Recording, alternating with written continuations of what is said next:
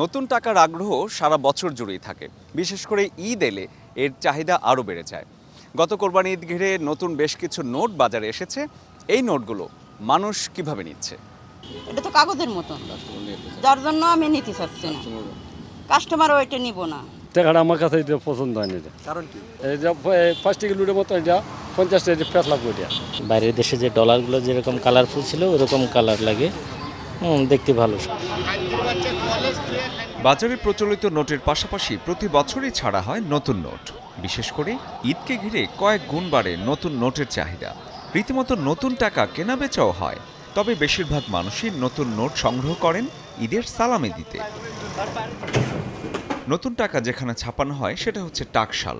বাংলাদেশে টাকশাল হিসেবে পরিচিত দি সিকিউরিটি প্রিন্টিং কর্পোরেশন, যেখানে ব্যাংক নোট, সরকারি পোস্টাল স্ট্যাম্প এবং অন্যান্য নিরাপত্তা সামগ্রী ছাপা হয়। পুরনো নোটের সাথে তুলনা করলে এই বছর বাজারে আসা নতুন নোটে আরও ঘনিষ্ঠভাবে ফুটে উঠেছে দেশের অর্থনীতি ও সংস্কৃতি। নিরাপত্তা বৈশিষ্ট্যেও এসেছে নতুন ফিচার। নতুন ডিজাইনে দেশের গুরুত্বপূর্ণ ঐতিহাসিক, প্রাকৃতিক ও সাংস্কৃতিক প্রতীকগুলোকে বিশেষভাবে তুলে ধরা হয়েছে। সাথে আছে নতুন গভর্নর আহসান এইচ মনসুরের স্বাক্ষর। শরীফুল হক, চ্যানেল 24, ঢাকা।